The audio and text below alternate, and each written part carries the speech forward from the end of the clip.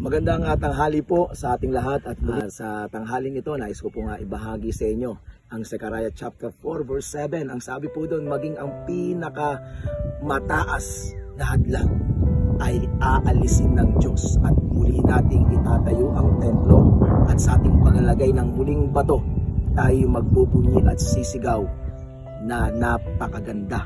Ano po ang ibig sabihin mga kapatid? Meron pong napakagandang gagawin at patuloy na gagawin ang Diyos. Huwag po nating isipin at masyadong bigyan ng tuon ang mga hadlang.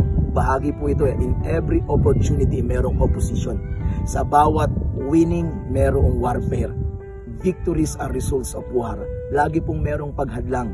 Pero lagi po nating iisipin, mas dakila, mas makapangyarihan, mas malaki ang Diyos natin kaysa sa anumang hadlang. Kaya ang mga hadlang ay isa lamang indikasyon na tayo ay nasa panig ng Diyos. At hanggat kasama natin ang Diyos, tayo po'y higit pa sa mapagtagumpay. Kaya nga po, nais ko po kayong hamunin, patuloy po tayong maglingkod, sumunod at gumawa ng kalooban ng Diyos para kay Kristo. At ang pangako ng Panginoon, ako'y kasakasama ninyo sa lahat ng panahon. Kaya God bless sa ating lahat at patuloy tayong magtiwala at manangan sa pangako ng Diyos.